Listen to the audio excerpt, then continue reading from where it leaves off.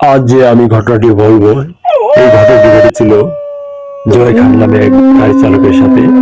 তো তার ভাষ্য মতে সে যেভাবে বলছে, আমি সেভাবেই ঘটনাটি বলতেছি।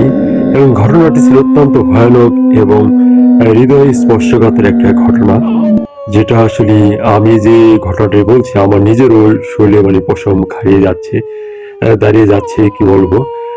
যাই হোক, ঘটনাটি মূল বিষয়টি শুরু করা যাক। প্রতিবারের মতো মধ্যরাতে মাঝে মাঝেই এক জেলা থেকে আরেক জেলায় মাল নিয়ে যাওয়া হতো। সেদিনও তার ব্যতিক্রম নয়। রাত প্রায় 1:30 কক্সবাজারের উদ্দেশ্যে রওনা দিয়েছিল গাড়ি। তো প্রতিমধ্যে কিছু দূর যাওয়ার পর কেন জানি শরীরটা একটু সেদিন অন্যরকম, একটু ভার ভার লাগতেছিল।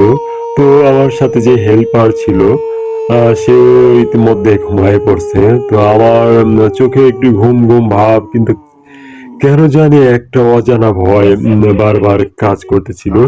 কিন্তু গাড়িটা যখন পুরা খোলা রাস্তা, আশেপাশে বাড়িঘর নাই বললেই চলে, গাছপালা, দিগন্ত বিস্তৃত গাছপালা আর বন জঙ্গল। ঠিক তার কিছু দূর সামনেই ছিল একটা কবরস্থান।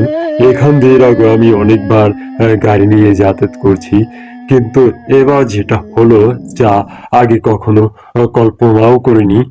গাড়িটা যখন কবরস্থানের সামনে পৌঁছালাম, ঠিক সেই মুহূর্তে যা দেখলাম, নিজের চোখকে আসলে বিশ্বাস করা যাচ্ছিল না।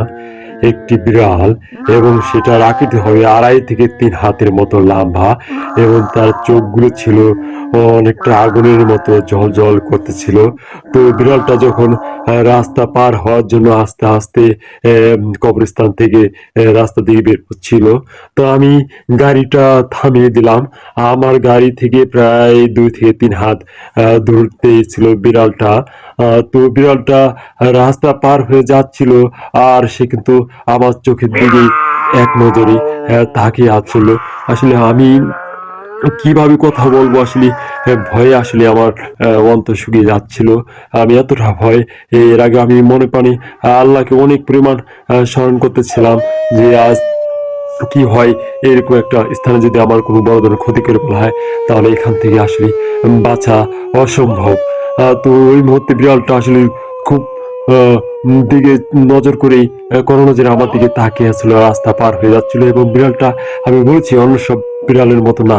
তার আকৃতি ছিল প্রায় 2.5 থেকে 3 হাতের মতো লম্বা, এবং বিড়ালটা ছিল পুরো ধবধবে সাদা। কিন্তু বিড়ালটা আস্তে আস্তে যখন রাস্তা পার হয়ে যাচ্ছিল, আমি বিড়ালটার দিকে তাকিয়ে আসছিলাম। আমার পুরো শরীর মানে এতটা ভার হয়ে যাচ্ছে, আমি যে হেল্পারকে ডাকবো, সেই ডাক দেওয়ার মতো আমার শক্তি সামর্থ্য ছিল না, সাহসও ছিল না। আমি আসলে তাকে ডাকার মতো শক্তিও আমার ছিল না। আমি বোধ শক্তি অনেকটা হারিয়ে ফেলছি বললে চলে। আমি এক ধ্যানে বিড়ালের দিকে তাকিয়েছিলাম। তো বিড়ালটা আস্তে আস্তে রাস্তা পার হয়ে যখন পাশে চলে গেল, ঠিক বিড়ালটা এক মুহূর্তে কি হলো, একটা মানুষের আকৃতি ধারণ করলো। এবং সেটা কোনো সাধারণ মানুষ ছিল না, একটি সাদা কাপড় পরা একজন পুরুষ মানুষ ছিল। এবং সে পুরুষ কণ্ঠে বলতেছিল যে, তুই আমাকে চিনতে পারছস, কোনো বড় ধরনের কোনো ক্ষতি করলাম না, তুই আমাকে চিনছ বিদায় আজ তোর কোনো আমি বড় ধরনের কোনো ক্ষতি করলাম না, যা এখান থেকে চলে যা, আমি তোর কোনো ক্ষতি করবো না। তো আমি কথাটা শোনার পরে কিছু না মনে সাহস পেলাম, এবং আমি তাকে সালাম দিলাম। সে সালামের উত্তর নিল। আমি সাথে সাথে গাড়িটা টান দিয়ে চলতে লাগলাম, আর পিছন ফেললাম না একটানে। কিছু দূর যাওয়ার পরে যে ঘটনাটা আমি দেখলাম, যে 4 থেকে 5 মিনিট রাস্তা অতিক্রম করার পরে দুইটা বাস মর্মান্তিক ভাবে অ্যাক্সিডেন্ট করে দুপাশে পড়ে রয়েছে। আসলে আমি ভাষা হারিয়ে ফেললাম, কিন্তু আমি ওই মতো না টেনে আমি গাড়িটা সজোরে টেনে ওই রাস্তা পার হয়ে গেলাম।